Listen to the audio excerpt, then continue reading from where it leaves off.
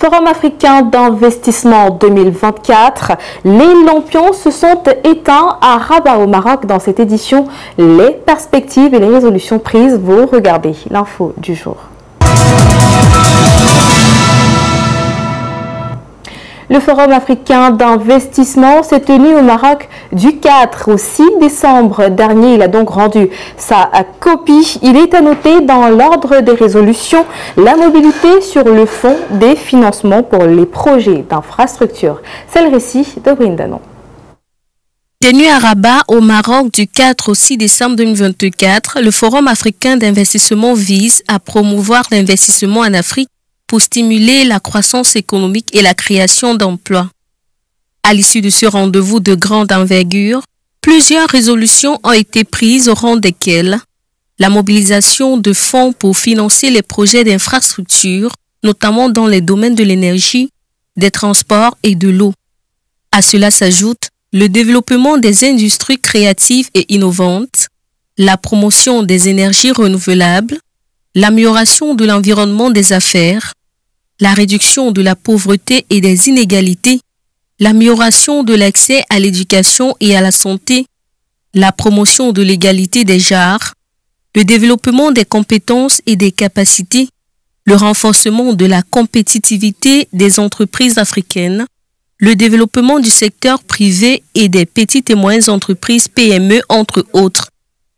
Le dit forum va également intervenir dans l'avancement des projets d'investissement à des stades bancables, notamment à travers la réduction des coûts d'intermédiation, l'amélioration de la qualité des informations et de la documentation sur les projets et le renforcement des engagements entre les investisseurs et les promoteurs de projets. Le Forum africain d'investissement s'est donc achevé au Maroc avec des personnalités qui ont insisté sur l'importance d'investir en Afrique et tirer parti des partenariats innovants pour stimuler la croissance et le développement économique. C'est un reportage que signe Blandine Jinka. The Africa Investment Forum 2024 was held in Rabat, Morocco from December 4th to 6th. The forum brought together global investors, African business leaders, and government representatives to discuss and secure investments for Africa's development. The forum was attended by over 1,000 delegates, including key figures such as Dr. Akinwumi Adesina, President of the African Development Bank Group, Alain Ebobisse, CEO of Africa 50, and Boitumelo Mosako, CEO of Development Bank of Southern Africa. In the keynote addresses, Dr. Akinwumi Adesina emphasized the importance of investing in Africa, calling it the investment frontier of the world. He highlighted the need for partnership and collaboration to unlock Africa's investment potentials. My role is not to market Africa's talent. My role is to market Africa's opportunity and to manage its talent. And that is what actually motivated me to say, look, we've got to be able to realize that to actually develop the continent, it's going to take a lot of private capital. There is probably about $145 trillion of assets under management globally. We have only about 1.1% of that going to infrastructure, and we know that Africa needs a lot of infrastructure. Alain Ebobisse stressed the need for Africa to take control of its narrative and for investors to look beyond the perceived risks. He emphasized the importance of innovative partnerships in driving investment and growth in Africa. We at Africa 50 are promoting, with the support of the African Development Bank, asset recycling. Asset recycling is basically a financial technique which consists of approaching governments that have commercial assets. Those governments can concession those commercial assets out to Africa 50 and others. The proceeds of the concessioning will be reinvested in new assets so that there's a monetization of existing assets to fund new assets. Boitumelo Mosako highlighted the importance of flagship projects in driving Africa's infrastructure development and economic growth. He emphasized the need for strategic partnership and collaboration to support these projects. The power in the Africa Investment Forum, it rises above the borders that we see on the African continent. An investment program in embedded generation, where we fund entities to self-generate their own energy in line with the new reforms of South Africa.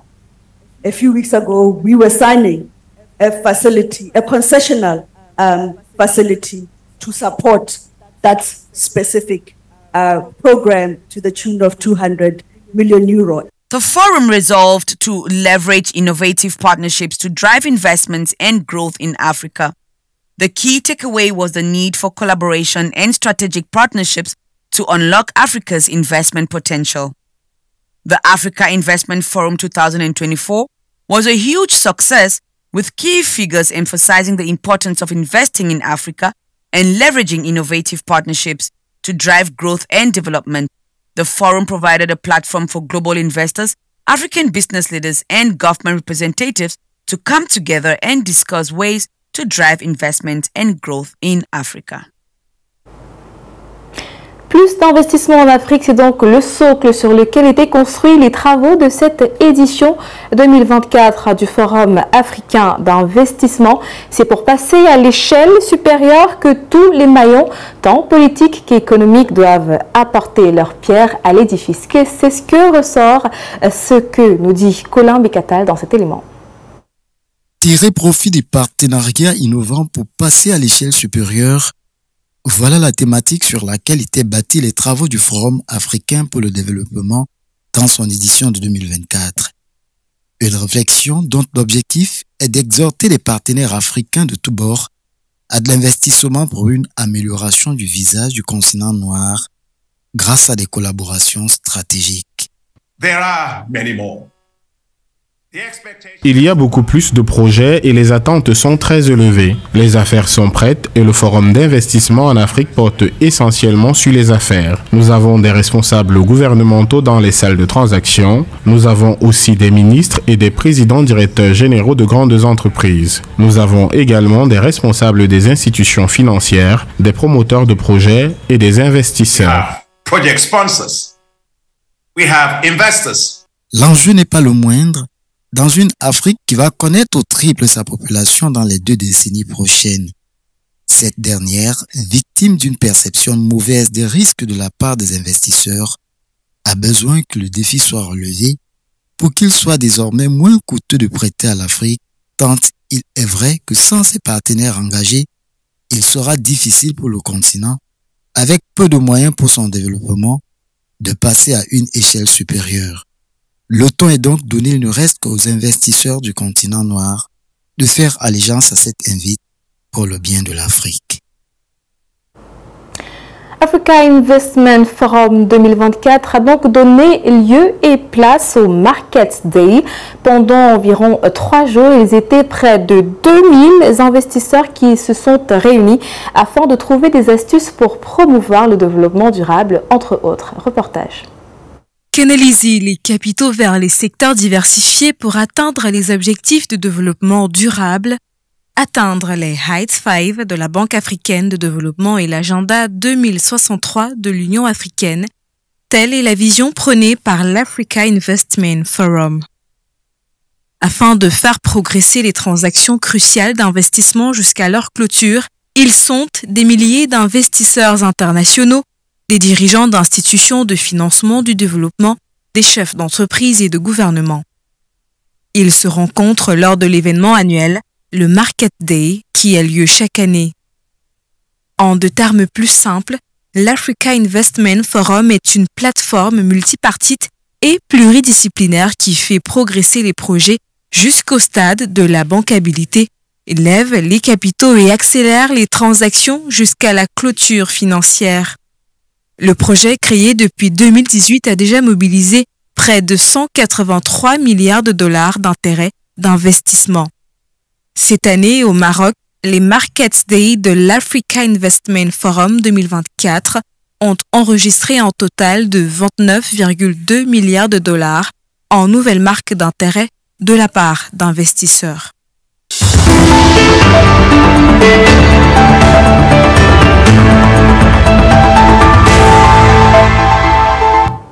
Fin camp de formation pour les 33 agents du service public de l'État camerounais apprenant de la langue russe au Centre linguistique russe du Cameroun. La cérémonie de remise des diplômes a eu lieu à Yaoundé le 6 décembre dernier en présence du consul général de Russie au Cameroun et des représentants du RUDN University. Notre reporter Pythagore Lakoudi était sur place et nous fait le compte-rendu. Détermination, persévérance, après 6 mois, ils sont récompensés.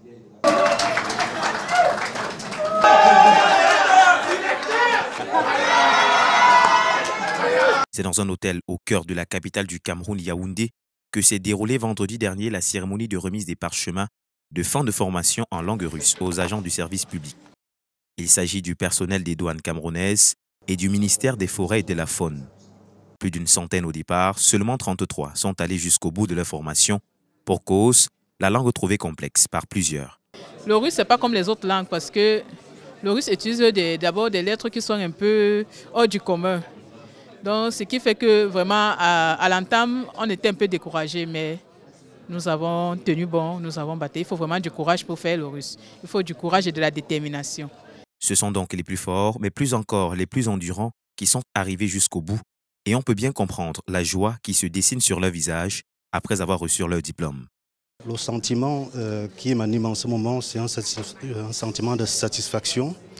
Vous savez, quand on est professionnel, il est très difficile de s'organiser entre l'enseignement et le métier que nous pratiquons chaque jour. Donc il a fallu trouver beaucoup de ressources pour pouvoir suivre cette formation jusqu'à son terme. Ce n'était pas évident pour des gens qui ont plutôt commencé par le français ou l'anglais. Au départ, ce n'était pas évident, mais on a eu une équipe d'enseignants très dévoués, dynamiques, qui ont pu nous accompagner. Et au bout de 6 mois, nous nous estimons satisfaits pour ce que nous avons reçu. Cette satisfaction, on la doit également aux enseignants du Centre linguistique russe du Cameroun qui, rompus à la tâche, ont puisé du fond de leur tripes pour donner le meilleur d'eux-mêmes. Je ne m'attendais pas à ça. Je ne m'attendais pas. Il y a ceux qui se sont donnés même à 200%, pas 100%, mais à 200%. Ils disent oui, c'est bon. Et il y a de l'enthousiasme dans tout ce qu'ils sont en train de faire, le dialogue, tout ça. Ils peuvent déjà former des femmes, faire des dialogues. Et je dis merci. Attendu à cette cérémonie, l'ambassadeur de Russie au Cameroun s'est fait représenter par le consul général. Conquis par l'exécution de l'hymne national russe effectué par les apprenants, Sergei Oustinov a précisé l'engagement de l'ambassade de Russie quant à l'accompagnement des Camerounais dans l'apprentissage de la langue russe. J'apprécie beaucoup la présentation de l'hymne national russe présentée par ces agents publics. Bon, c'est un véritable progrès parce qu'ils ont étudié seulement 6 mois, comme j'ai compris. Bon, on souhaite aux Camerounais davantage de succès dans l'apprentissage de la langue russe et nous, comme l'ambassade, nous sommes toujours à côté, nous sommes toujours prêts à apporter de l'assistance au Centre linguistique de Douala, bien sûr. Pour cette grande occasion, RUDN University de Moscou a été représenté par 2 éminents professeurs qui ont été proches des apprenants au cours de leur formation. De ce côté, la satisfaction est également grande. They are very good students. They can study really excellent.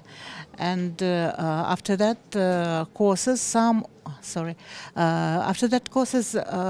people became the students of our university, and we just continue our friendship, our work, and I think it will help to enrich our relations. Notons que cet engagement à former les agents de l'administration camerounaise est une initiative de Simon Dupont, administrateur-directeur général du Centre linguistique russe du Cameroun.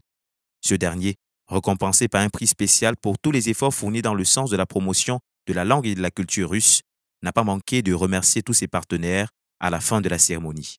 Oui, c'est une fierté. Je dis merci déjà à l'État de la Fédération de Russie pour la confiance, merci à l'État du Cameroun pour la confiance, et moi j'ai été honoré par ce diplôme que je présente officiellement ici.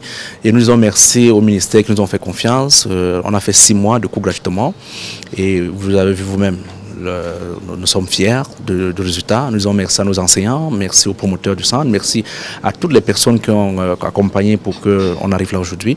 Nous disons merci à nos partenaires UDN, merci à l'ambassade qui nous accompagne jour et nuit, à tout moment qu'on a un souci. Et tout ce qu'on peut dire aux Camerounais, c'est venez vous former en langue russe, nous sommes là pour vous accompagner.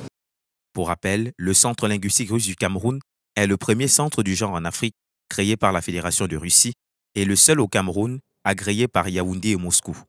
Les portes de ce centre sont donc ouvertes pour tout Camerounais désireux d'apprendre la langue et la culture russe. L'administrateur directeur général du CLRC l'a d'ailleurs rappelé dans sa prise de parole en invitant les autres ministères de l'État du Cameroun à venir se faire former, comme ce fut le cas avec le ministère des Finances représenté par la douane et le ministère des Forêts et de la Faune, tous deux ayant constitué cette première promotion baptisée Paul Biya.